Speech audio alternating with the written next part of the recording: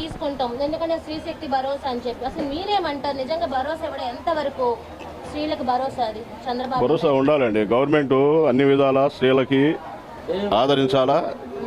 అంత పార్టీ ఏంటంటే పరంగా డెవలప్ అవ్వాలా, ప్రతి ఒక్కళ్ళకి సహాయం చేయాలా, పేద ధనికాన్ని లేకుండా ప్రతి ఒక్కరికి న్యాయం జరిగే ప్రభుత్వం కావాలని కోరుకుంటారు. మరి ఈ ప్రభుత్వం ఎలా ఉందంటారు? పర్వాలేదు బాగానే. అసలు ఏవే పథకాలు మహిళలు వెళ్ళే బాగున్నాయని మీకు తెలుసు? ఈ బస్సు ఫ్రీ టికెట్ కానీ అన్ని పథకాలు బాగున్నాయి. తర్వాత ఈ అన్నా క్యాంటీను, తల్లికి వందనం, అన్నా క్యాంటీను అంతా ఆటో వాళ్ళు కానీ ఏదైనా భోజనానికి ఇబ్బంది లేకుండా మధ్యాహ్నం పూట ఊళ్ళ నుంచి బయట నుంచి వస్తారు ఇక్కడ బతకడానికి. అందుకే ప్రతి ఒక్కళ్ళకి సహాయంగా ఉంటుంది అన్నా క్యాంటీన్. తిరుగులేదు, బాగానే ఉంది ప్రభుత్వం.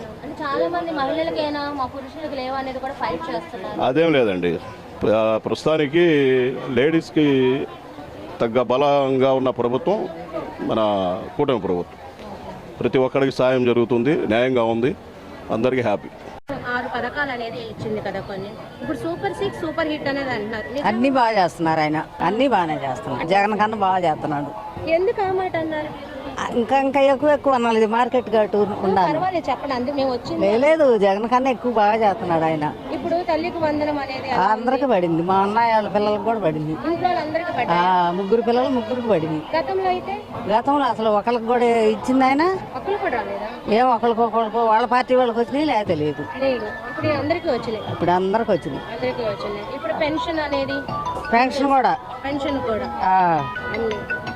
అది మరి చంద్రబాబు నాయుడు గారికి ఏం చెప్పాలనుకుంటున్నారు? మేము ఆయనకు మంచి థ్యాంక్స్ చెప్పాలనుకుంటున్నాం. ఇప్పుడున్న కొంతమంది ఏంటంటే ఏం బాగాలేదు పథకాలు. లేదండి, లేడీస్ ఇది కూడా ఇచ్చారుగా, బస్సు కూడా పెట్టారుగా, చాలా బాగుంది. అన్ని చాలా బాగుంది.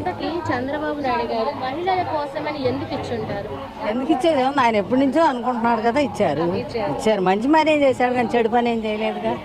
అది ఈ ప్రభుత్వ పరిపాలన ఎలా ఉంది? పెన్షన్లు వస్తున్నాయా? బాగుందంటే పెన్షన్లు ఇస్తున్నారు, బియ్యం ఇస్తున్నారు. బియ్యం కూడా రేషన్ బియ్యం కూడా ఇస్తున్నామా, ఇంటికి వచ్చి ఇచ్చిపోతారు. ముసలాం కదా, పెన్షన్కి ఇంటికే వస్తారు. బియ్యానికి కూడా లాస్ట్కి బజార్కి వచ్చి ఇచ్చిపోతారు ముసలివాళ్ళకి. పెద్దవాళ్ళకి ఇస్తున్నారు. బస్సులు టికెట్ లేదు. మన ఆగస్టు 15 కాడి నుంచి నాడాకోడు మామూలుగా అయితేనేమో 20 రూపాయలు. ఇది చూపిస్తే చాలు, మాకు టికెట్ ఇస్తారు. చూపిస్తే టికెట్ ఇచ్చేస్తారు. బాగానే ఉంది.